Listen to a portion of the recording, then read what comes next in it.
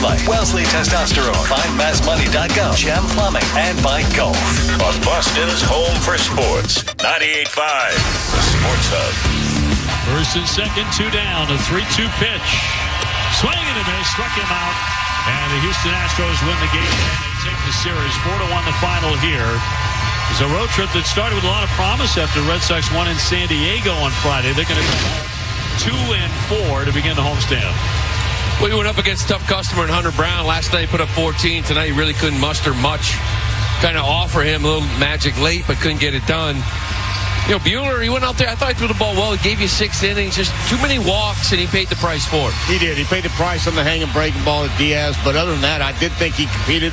You knew coming in this game there wouldn't be a whole lot of runs with these two guys. And they threw well. Red Sox just got to get back on track.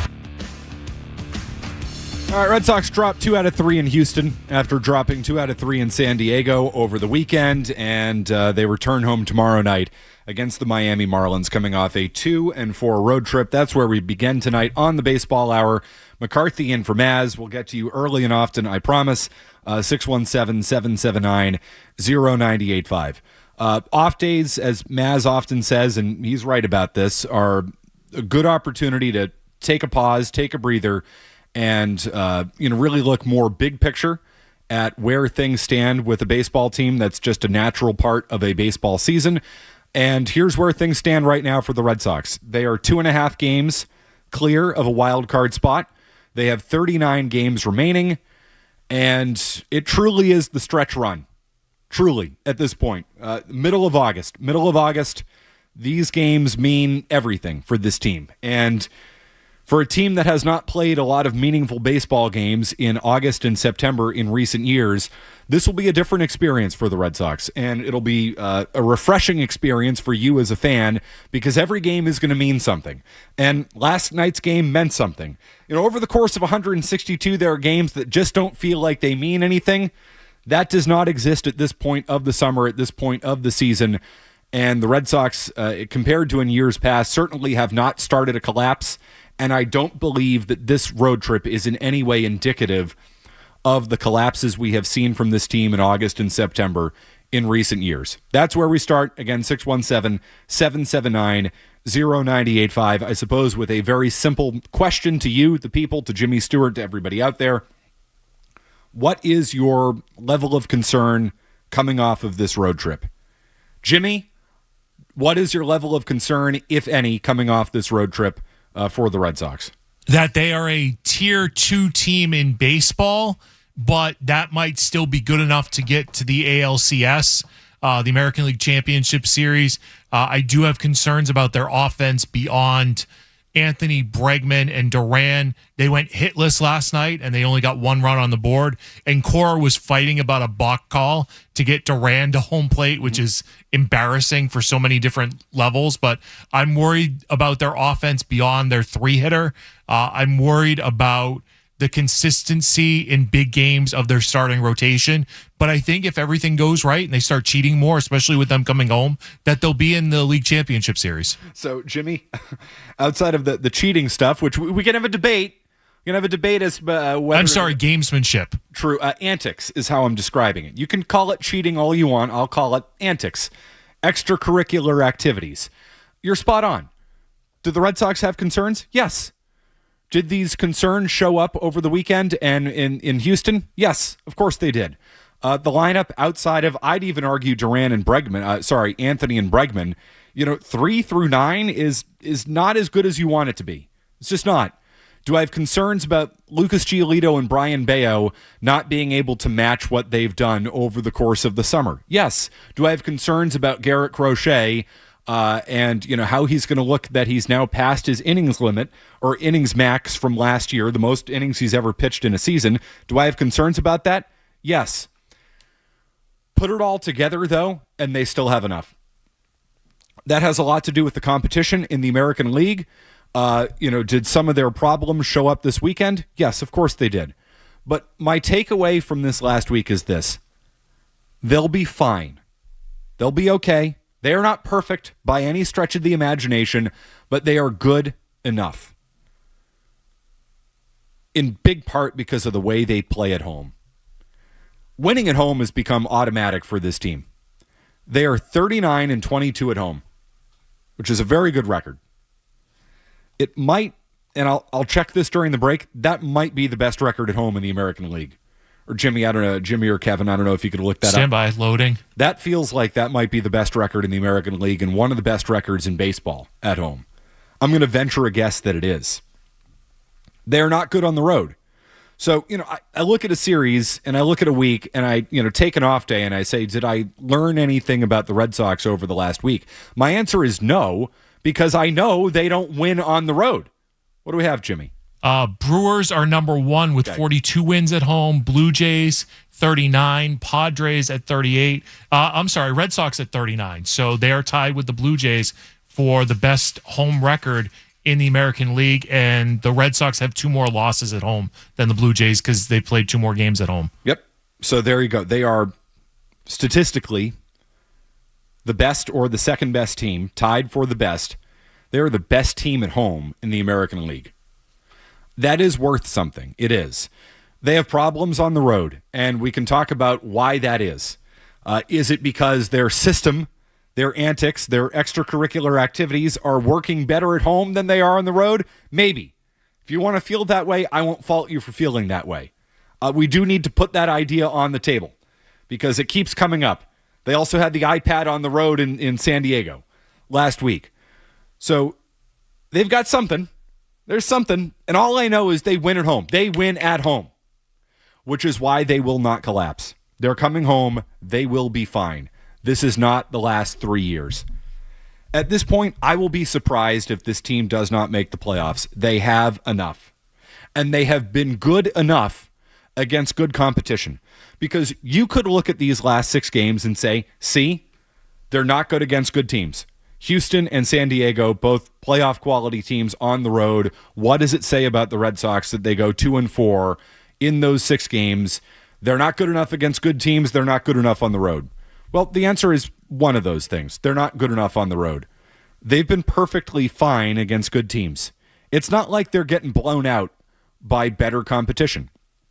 Because Jimmy is right. Are they a second-tier team in the American League? Probably. But are the tier 1 teams any good? Like, I'll be honest. I don't know if there is a tier 1 team in the American League. There isn't. It's tier 1 teams are in the National League. The Brewers, the Phillies, the Padres, the Dodgers. They're your tier 1 teams. And then the American League is Blue Jays, Red Sox, Tigers, Astros, Mariners, Rangers. They're all kind of tier 2-ish. Tell me the Red Sox are any better or worse than any of and those the Yankees. Teams. They're all the same. They are all the same. So we've been saying this for months, and it's true. The American League, to me, is as weak as it's been maybe in my lifetime. This is not good. And the Red Sox, and if you want the Red Sox to be better than what they are right now, I get that. I understand that. You have every right to feel that way. You should feel that way. But watching this past week doesn't change my opinion one bit on where the Red Sox are at entering the final 6 weeks of this season. 39 games to go. Only 16 of those 39 games are against teams in the playoff race. Less than half. Only 7 of those games against playoff quality teams are on the road. Less than half. You have a 2.5 game lead in the wild card race. The competition is pretty weak going down the stretch. Your team has problems, but it doesn't have dumpster fires. It doesn't have disasters. You got questions? Yeah. But it's not like, oh, geez, who's starting tonight? And who's starting tomorrow night? And who's starting the night after that? Do I feel great about Brian Bayo? No. Do I feel great about Lucas Giolito? No. Do I have concerns about Garrett Crochet and holding up as he blows past his innings limit? Yes. Do I have concerns about their lineup? Yes. Did all of those things at a time show up on this road trip? Yes. Is it going to sink them? No. My biggest concern might actually be in the dugout. And we saw again last night why you should be worried about Alex Cora. Because it feels like something's not right with whatever the hell's going on there. We'll get into that. 617-779-0985. Any of your thoughts on the Red Sox? It's McCarthy and for Maz tonight on the Baseball Hour.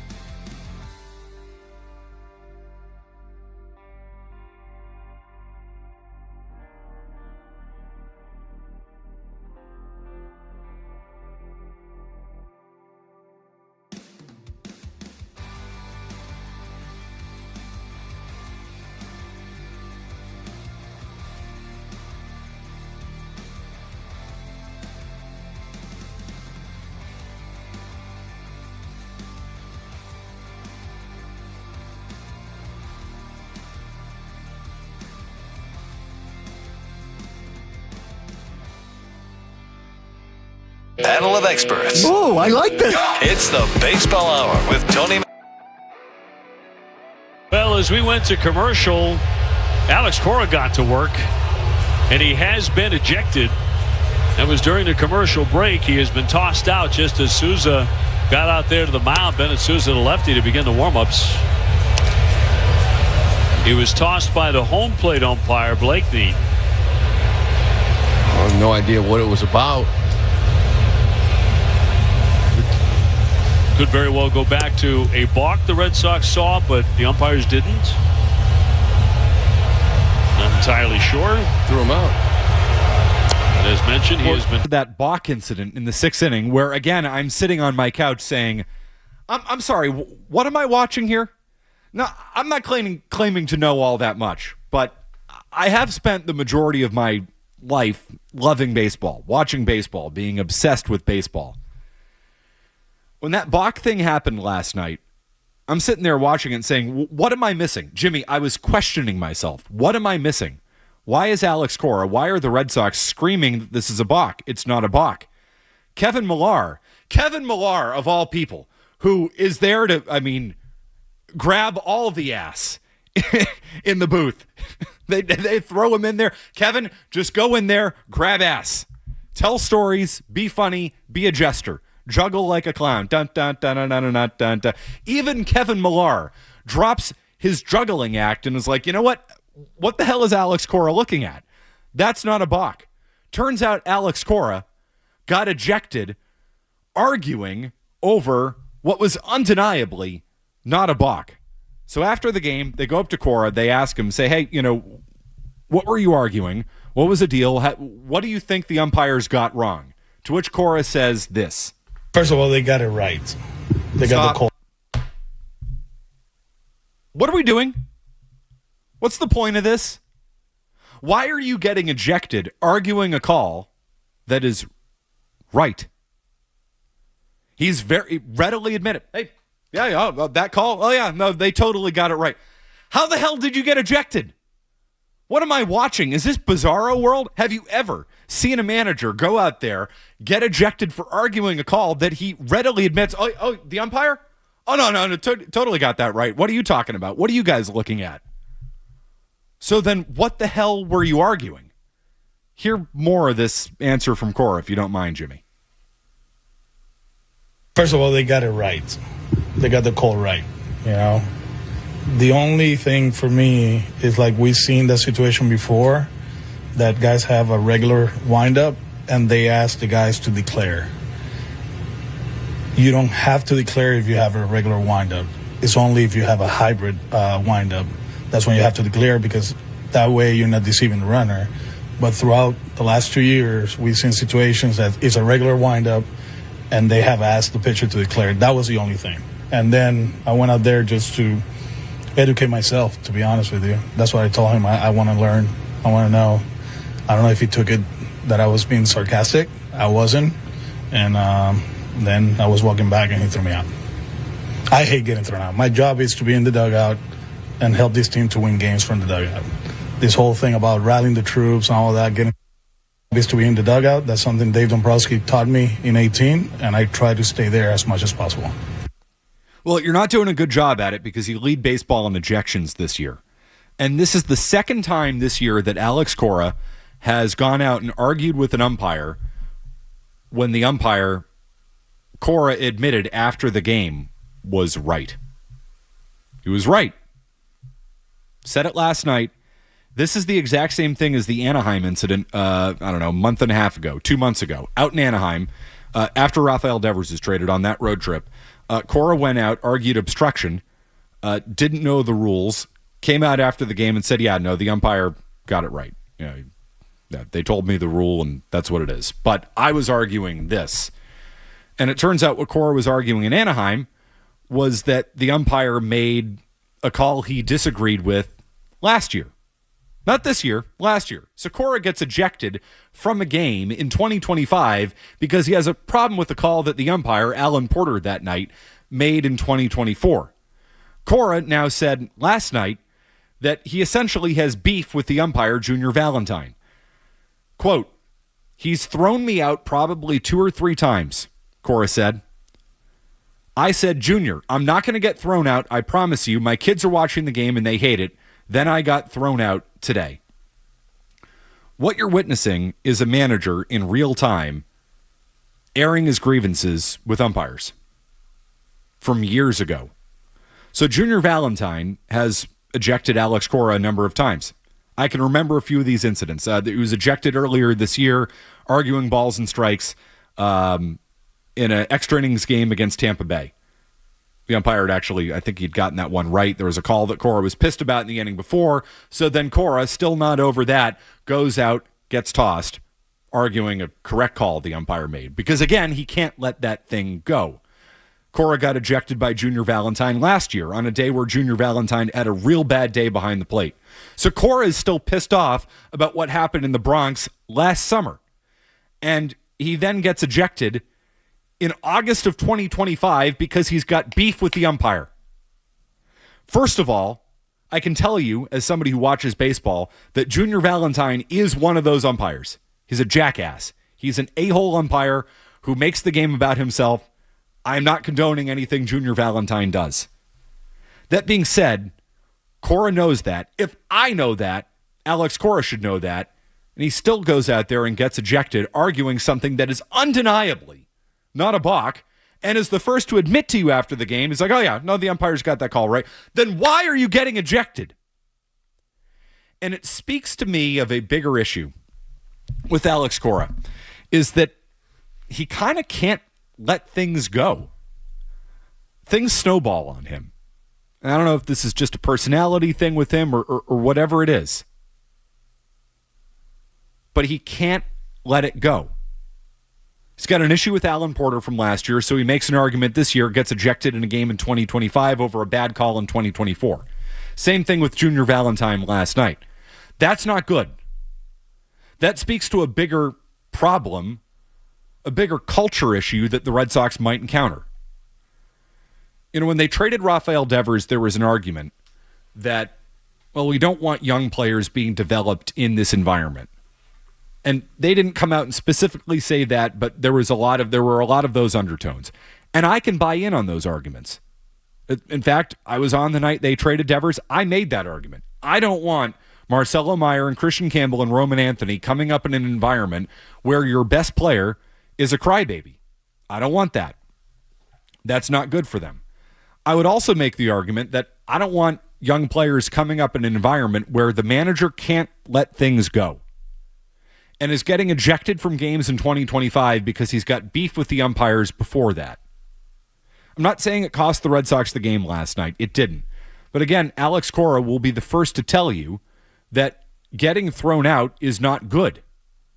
Quote, I hate getting thrown out. My job is to be in the dugout and help this team win games from the dugout. This whole thing about rallying the troops and all that getting thrown out, that's bullcrap. My job is to be in the dugout. That's something Dave Dombrowski taught me in 2018, and I try to stay there as much as possible. So what is that? Is that a lie, or do you actually believe it? Because I think he probably believes it. We played the audio. He sounded sincere when he said that. It's not a lie if he believes it, Matt.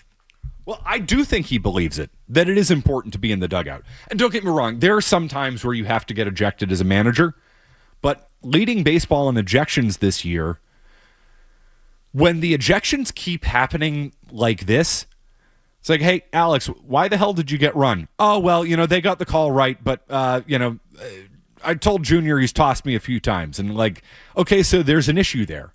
Now, he's probably being a little bit, he's probably not telling you the full story. I'm sure he muttered something under his breath as he walked away. I'm sure the ump was sensitive because most of them are, and he ran him. But Cora's like, okay, all right, there you go. Just walks off to the dugout, lets Ramon Vazquez run the game. How many times has Ramon Vazquez managed the game this year? Like, is that the type of thing, is that the type of culture you want to bring your young players up in? There are justifiable times to get ejected. Last night was not one of them. Anaheim was not one of them. When you're coming out after the game being like, oh, the thing I was arguing, oh, no, those guys were right. Then why were we arguing? What the hell's going on? You're letting small, meaningless things, meaningless grudges get in the way. I don't like that message. I don't like that culture. I'd be very careful about that. I'm telling you, there's something not right about that situation there. I can't put my finger on it, but that was a weird scene last night, and it gave me a little bit of pause. So if there are things I'm worried about with the Red Sox, and we have outlined some of them, starting pitching, holding up, sure. Garrett Crochet, holding up, no doubt. Offense, 3 through 9, I'm worried about that. Throw Alex Cora on the list. And his engagement with the right things and his disengagement from meaningless things like this. Because it feels like he got sidetracked last night. And there have been a number of times this year where he's gotten sidetracked with useless crap and has gotten run for no reason. And I just, it's a small little thing. I'm not saying it's a nuke or anything like that, but it's small. But just keep an eye on that. I thought that was fascinating last night. 617-779-0985. Let's get a quick update from Kevin Majori. I want to talk about one of the favorite things I saw in this series against the Astros. It did happen in a loss, but that's okay, right? We can look at things independently and say that was good, that was bad. There's something good that happened in this series that I want to get to. We'll do that next. Sports Hub.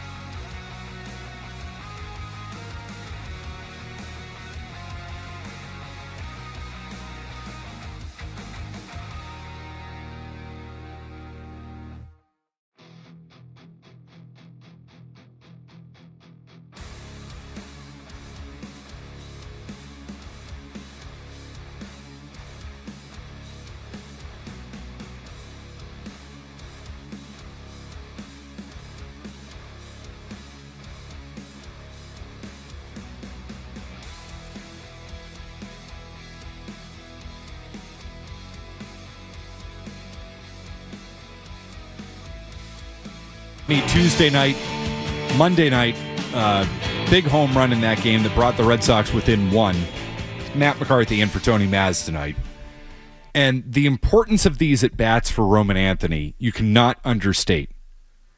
This is your future face of the franchise, rapidly becoming one of the faces of your franchise as we speak, signs the big contract, continues to hit, continues to have big moments. And not all of them are perfect. Struck out in the ninth inning the other night with the runner on and, did not have a very good at-bat in that moment. But that's a learning experience for a young ball player, which speaks to the importance of these games moving forward, the importance of playing meaningful baseball games in August and September for a young player who has never been there before. You cannot say how important that is for Roman Anthony, for a team that has never really done it.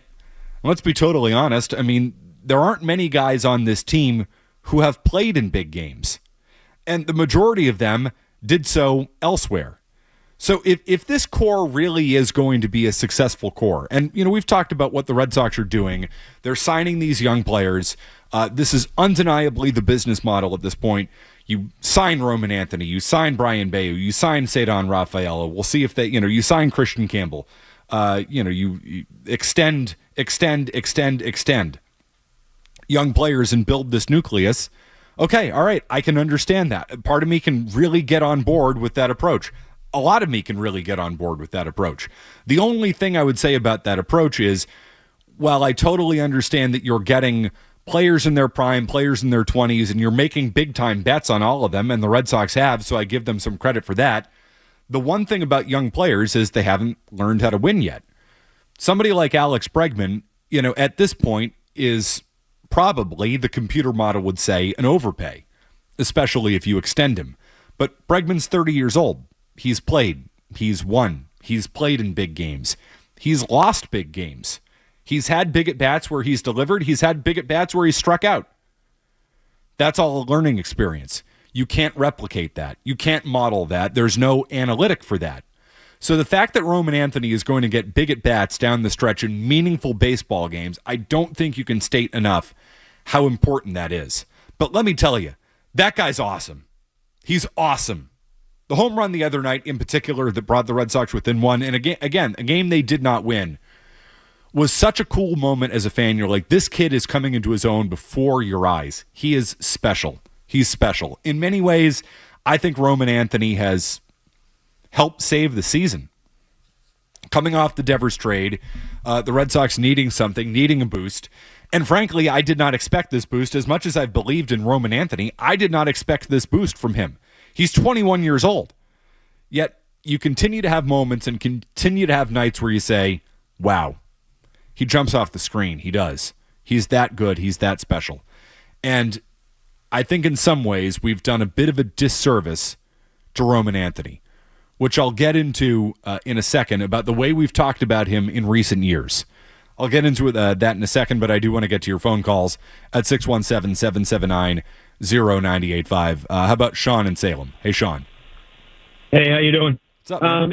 Talking about Cora getting thrown out of games, there's been a trend to this. If you think about it, remember when he took the day off for his daughter's graduation, and then the next game he gets tossed, almost like he was hungover. In that Anaheim game, right after the series with Devers, I'm sure he went out with him. And then you look at last night, I'm sure he went out with his buddies. Yeah, I don't want to go there, Sean. I don't. Maybe that's what you believe. Maybe that's what some people believe. I don't want to go there. So I think the trend to me, from what I've seen with Cora, is he has a grudge with umpires. He picks a few guys out. They've had issues. They've had run-ins in the past, and he can't get beyond it. That's what happened in Anaheim, as you talked about. The thing against the Mets the day after the graduation, that was a completely different scenario. Walker Buehler got tossed by Mike Easterbrook, should not have been tossed. Cora went out there, got tossed too. I don't put that one on Cora one bit. It's not like he wanted to get tossed from that game. He had to get tossed from that game. The two incidents really this year where you say, what the hell are you doing getting ejected? It's last night in Anaheim. And the connecting factor, the common factor between both of those things, and Cora has talked about it after the game both times, is he's had issues with the umpiring crew from the past. Alan Porter, he was pissed off about a call that Alan Porter made last year against Minnesota in September. Cora was pissed about that because he thought Porter got it wrong then, so he went out there and basically was like, well, you screwed us last year, now you're screwing us this year. Even though, undeniably, Porter got the call right that night. Probably got the call wrong last year, but Cora couldn't get over that. So he got ejected in 2025 for something that happened in 2024. Same thing last night. He's got issues with one of the umpires. So he makes a huge deal about a balk that didn't exist, probably because he doesn't believe in his lineup in the first place, because he does not think they're going to drive him in against Hunter Brown. He's got him on third. He already balked the runner over to second by accident, so they're trying to steal one. So Cora goes out there, tries to steal one, makes an argument that he knows was not a balk, and then that's fine. You want to try and game an umpire? You want to try and game the system by having everybody yell at you? You know, say, balk, balk, balk. That felt like a coordinated effort from the Red Sox. That's fine. Leave it there. Don't go out in the next half inning and make a deal about it again and get ejected. You have to understand that the umpire's going to have an ego and is going to run you. Should Cora have been running that game last night? Probably not. He was walking away. Just let him go. But these umpires have egos. He knows it. Cora knows it because he's got an issue with the ump. He told you after the game he had an issue with the ump. He's talked about the history between those two, how he's ejected him a number of times. So he can't get beyond it. That's the type of culture that you're bringing these kids up in. That would be a concern. It'd be a real concern. Speaking of the kids, back to Roman Anthony. I think we've done him a disservice by the way we've talked about him. It's the big three: Roman Anthony, Christian Campbell, Marcelo Meyer. And before Christian Campbell, it was Kyle Teal. Oh, the big three: Roman Anthony, Marcelo Meyer, Kyle Teal. We've talked about him as if he's in that same group, and as if he's the same. He's not. He's better than those guys. He's always been the leader of the pack. He has been, Jimmy, but as you pump your fist to Kevin Majori back there, I'm sure that made you very happy. We've talked about he has been the number one guy for the last couple of years, but I think we lumped him in with Meyer. It's like, oh, well, when Meyer and Anthony get here. Well, it's because Meyer was the number 4 overall pick in the country that year, who's supposed to be number 1, but teams saw something about not making him the number 1, 2, or 3 pick. So the number 4 pick has essentially an equal value. And the excuse with Marcelo was always, well, he's hurt. But he projects with a beautiful swing. He fields the position smoothly. So he can't miss, right? Oh, he can. Meyer can miss. Campbell can miss.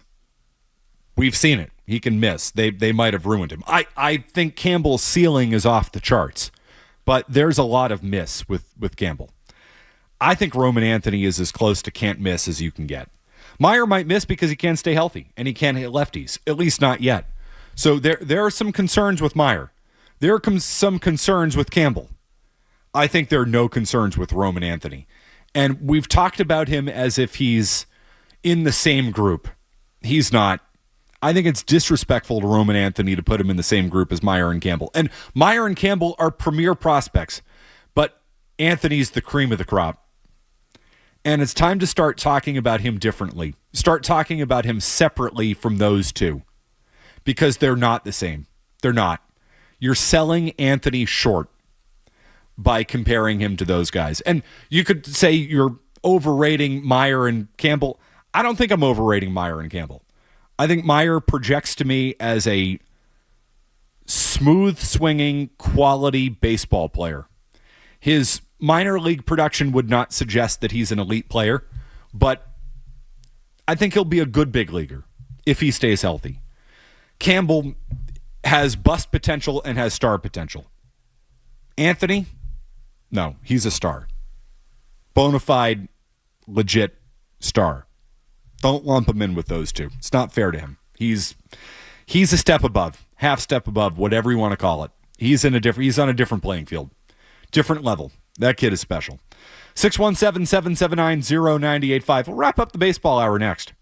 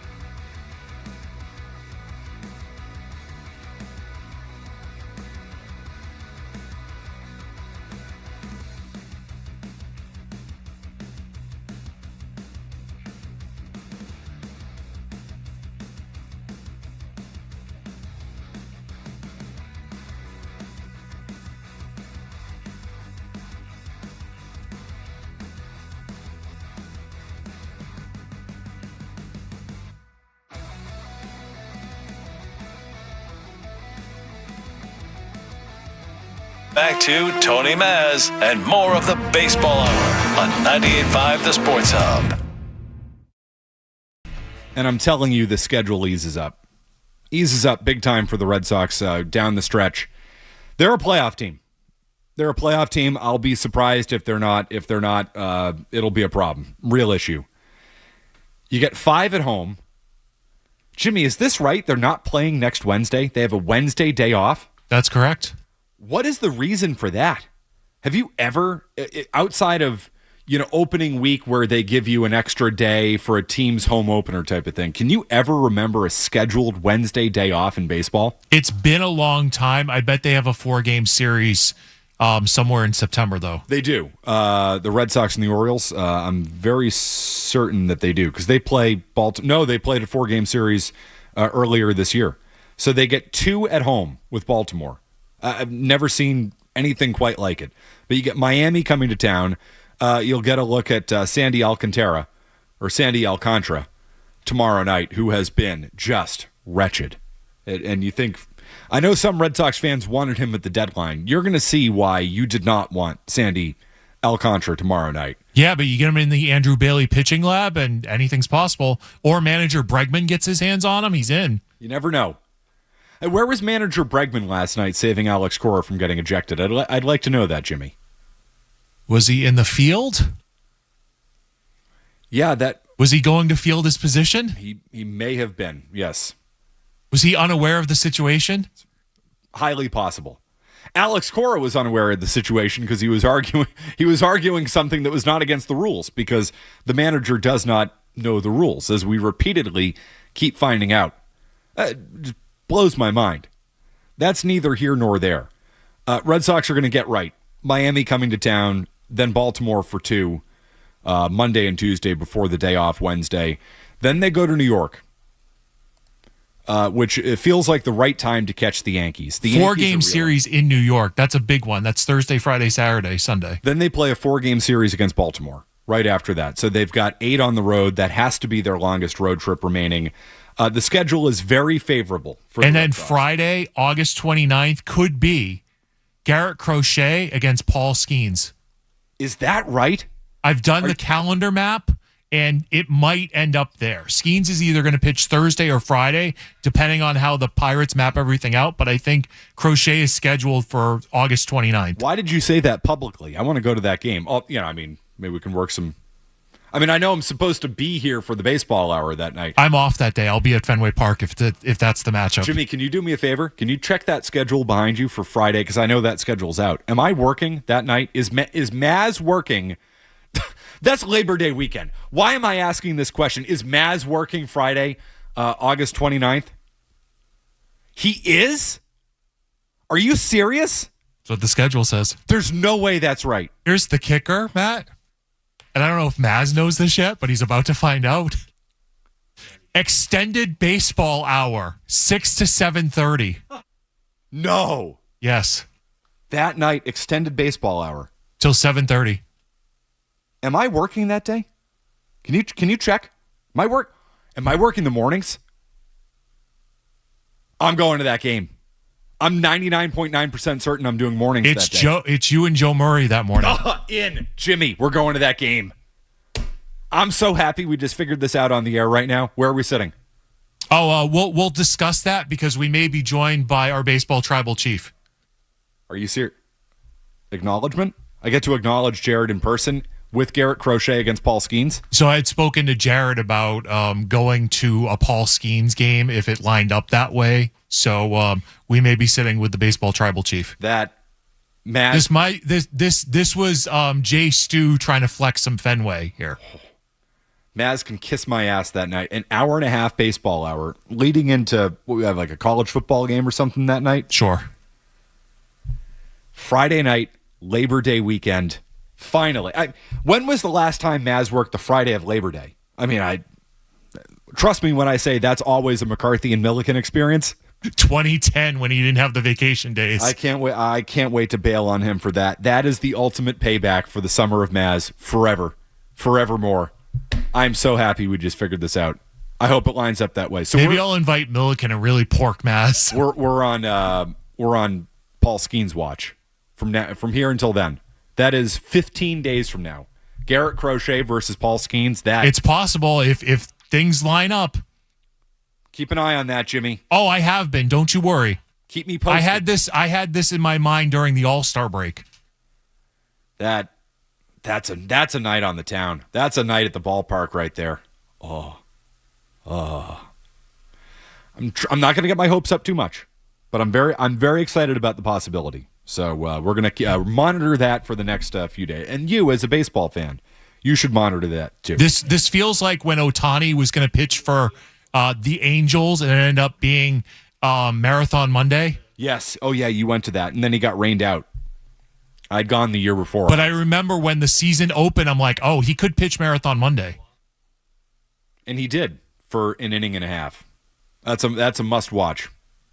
You out there, keep an eye on that as a baseball fan. You're gonna want to be at that ball game. Hey, Joe Murray's coming our way next. He brought in pizza. I'm very excited about that. Joe Murray, co-worker of the year. We'll talk to you tomorrow. Jimmy, thanks a lot. Kevin Majori, thanks a lot. Joe Murray's coming your way next. See ya. From the Tell Your Time Studios, WBZ FM and HD1. It's not just the games. It's Toucher and Hardy.